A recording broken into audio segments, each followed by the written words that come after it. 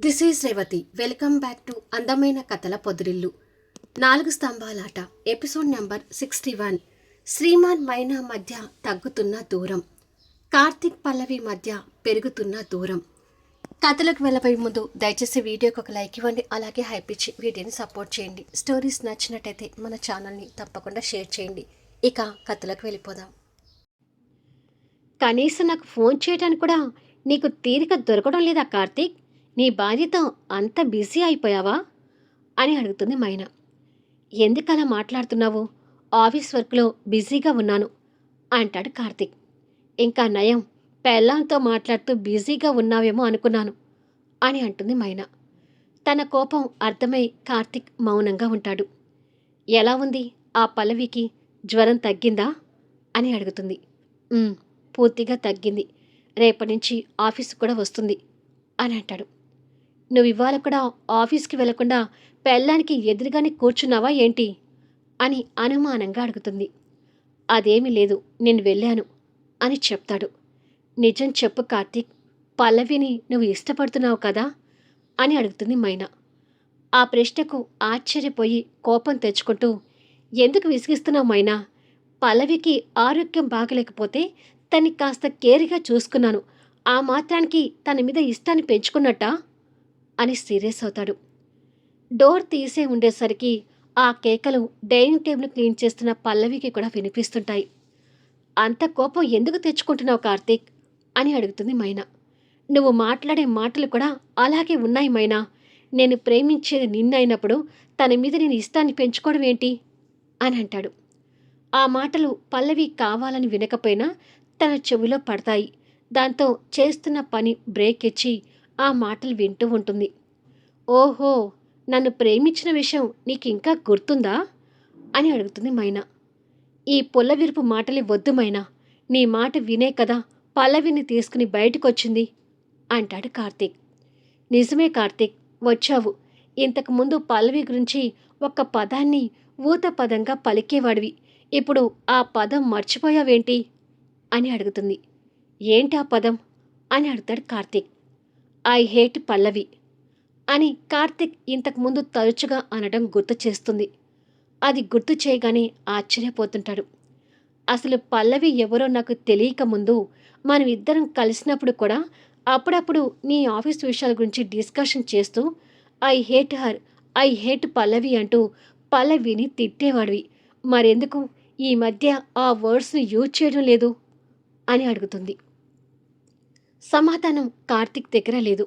అయోమయంలో ఉండిపోతాడు. సమాధానం చెప్పవేంటి కార్తీక్? ఏం చెప్పాలో తెలియడం లేదా అని అడుగుతుంది మైనా. కార్తీక్ అది విని ఫోన్లో ఉలుకు పలుకు లేకుండా ఉంటాడు. సమాధానం దొరుకుతుందేమో వెతుకు కార్తీక్, దొరికితే నాకు చెప్పు అని మైనా ఫోన్ పెట్టేస్తుంది.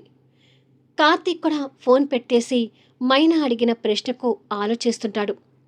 డైనింగ్ టేబుల్ దగ్గర ఉన్న పల్లవికి కార్తీక్ మాటలైతే వినిపిస్తాయి, కానీ అటు నుంచి మైనా మాట్లాడే మాటలు తనకి వినిపించవు. కాబట్టి కార్తీక్ గురించి బాధపడుతూ, ఈ మధ్య మైనా ఎందుకు చీటికి మాటికి సార్తో గొడవ పడుతుంది, తను గొడవ పడుతూ సార్కి మనశ్శాంతి లేకుండా చేస్తుంది అని అనుకొని కిచెన్లోకి వెళ్ళి పాలు వేడి చేస్తుంది. కొద్దిసేపటికి పాలు గ్లాసులో పోసుకొని కార్తీక్ కోసం తెస్తుంది. కార్తీక్ అదే ఆలోచనలో ఉండిపోయి తను రావడం చూస్తాడు.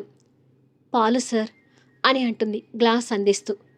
అక్కడ పెట్టు అని అంటాడు.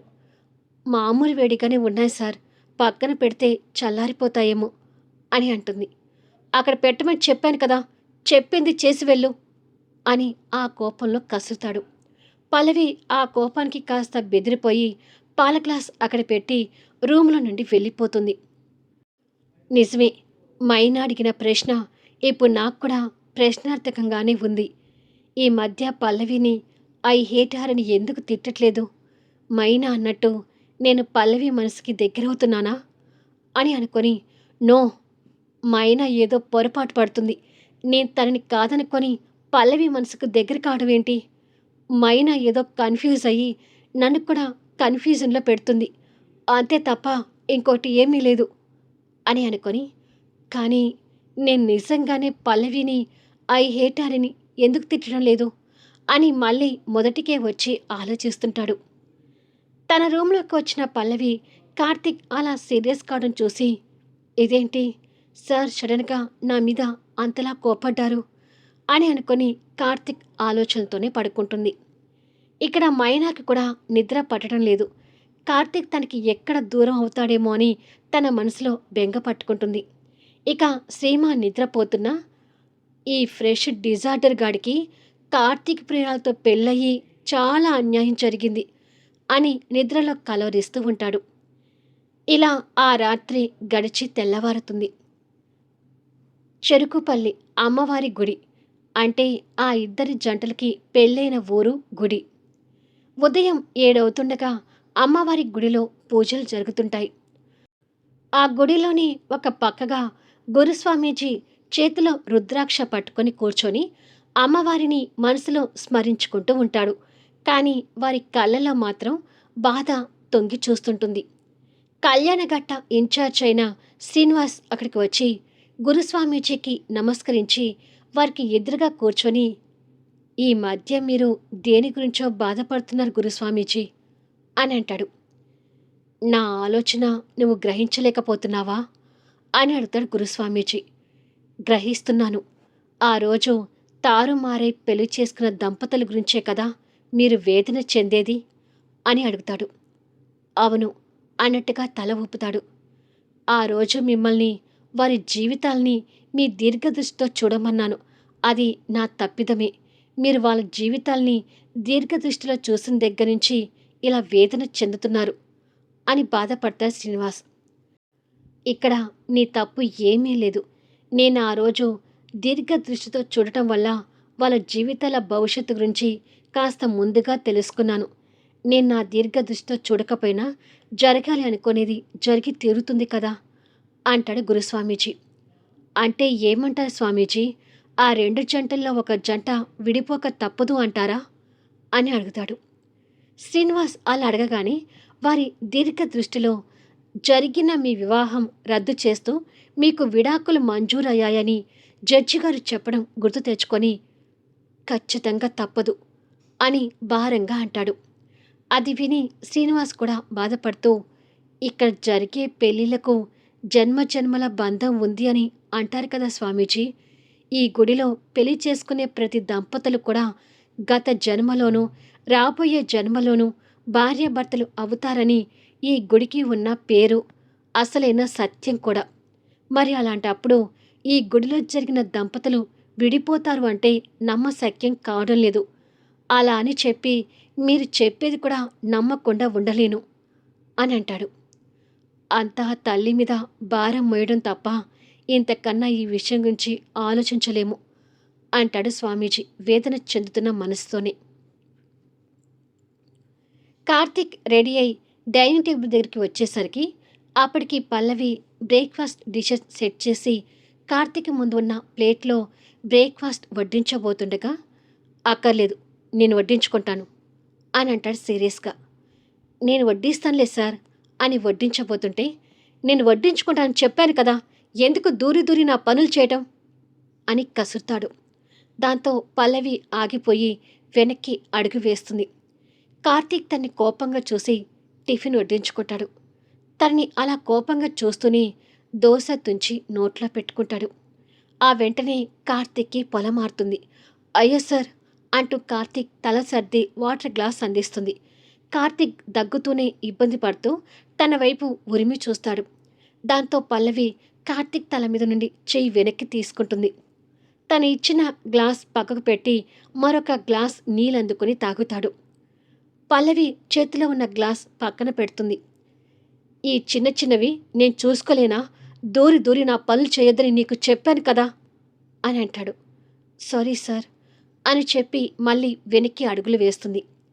కార్తీక్ కోపానికి అక్కడ ఉండటానికి కూడా భయపడి అక్కడి నుండి రూమ్లోకి వెళ్తుంది. కార్తీక్ తన మీద ఒక్కసారిగా అలా కోపం చూపిస్తుంటే తన కళ్ళలో నీళ్లు తిరుగుతుంటాయి. గోడగడియారం చూసుకొని కార్తీక్ వెళ్ళే టైం కావడంతో ఆ కన్నీళ్ళు తుడుచుకొని మిర్రర్ ముందుకు వచ్చి తల దువ్వుకుంటూ ఆఫీస్కి రెడీ అవుతుంటుంది. మైనా కిచెన్లో బ్రేక్ఫాస్ట్ రెడీ చేయడానికి స్టవ్ వెలిగిస్తే శ్రీమాన్ తనకి ఆనియన్స్ కట్ చేసి ఇస్తూ, ఒక్కడినే వంట చేసుకోవాలంటే నాకు కష్టంగా ఉంటుంది. నీకు రోజు ఇలా వంటలో సహాయం చేస్తుంటాను. ఆ కుకింగ్ ఏదో నువ్వు చూడు అని అంటాడు. సరే అయితే, నువ్వు అలా సహాయం చేస్తుంటే నాకు కూడా వంట పని తొందరగా అయిపోతుంది అంటుంది మైనా. హమ్మయ్య! నా తిండి కష్టాలు తీరుతాయి. ఇంటి ఫుడ్ తింటే సగానికి పైన ఖర్చు కలిసొస్తుంది అని అనుకుంటాడు శ్రీమాన్. అలా శ్రీమాన్ కాయకూరలు కట్ చేసి ఇస్తుంటే మైనా లంచ్కి కూడా వంట ప్రిపేర్ చేస్తుంది. కొద్దిసేపటికి మైనా హాస్పిటల్కి వెళ్ళడానికి రెడీ అయి వచ్చేసరికి అప్పటికి శ్రీమాన్ కూడా ఆఫీస్ కూడా రెడీ అయి డైనింగ్ టేబుల్ దగ్గర ఇద్దరి కోసం లంచ్ బాక్స్ కట్టి రెడీ చేస్తుంటాడు. ఇవాళ శ్రీమాన్ సహాయం చేస్తుంటే నాకు సగం పని తగ్గినట్టుగా ఉంది అని మైనా కాస్త మనసులో సంతోషంగా అనుకొని డైనింగ్ టేబుల్ దగ్గరికి వస్తుంది. మైనానే 2 ప్లేట్స్లోకి బ్రేక్ఫాస్ట్ సర్వ్ చేస్తుంది. ఇద్దరు కలిసి కూర్చొని మాట్లాడుకుంటూ టిఫిన్ చేస్తుంటారు. శ్రీమాన్ దోశ తుంచి చట్నీతో తిని, ఏమైనా నువ్వు చేసినంత టేస్ట్ నాకు రాదులేమైనా అని అంటాడు. ఏ పనైనా చేస్తుంటే అదే వస్తుంది శ్రీమాన్ అంటుంది మైనా. అలా ఇద్దరు మాట్లాడుకుంటూ టిఫిన్ చేస్తుంటారు. ఇక్కడ పల్లవి రెడీ అయి 2 ఫైల్స్ చేతిలో పట్టుకొని బయటకొచ్చేసరికి కార్తీక్ కార్ కీస్ తీసుకుని బయటికి వెళ్తుంటాడు. అప్పటికి పల్లవి ఇద్దరికీ ప్యాక్ చేసిన లంచ్ క్యారియర్ చేతిలో పట్టుకొని బయటికొచ్చేసరికి కార్తీక్ కార్ స్టార్ట్ చేస్తాడు. డోర్ తీసి కార్ ఎక్కబోతున్న తను చూస్తూ, ఆగు, నువ్వు నా కారులో కాదు, ఆటోలో రా అని అంటాడు కార్తీక్. దాంతో పల్లవి ఆగిపోయి, ఎందుకు సార్, రోజు మీ కారులోనే వస్తున్నాను కదా అని అంటుంది.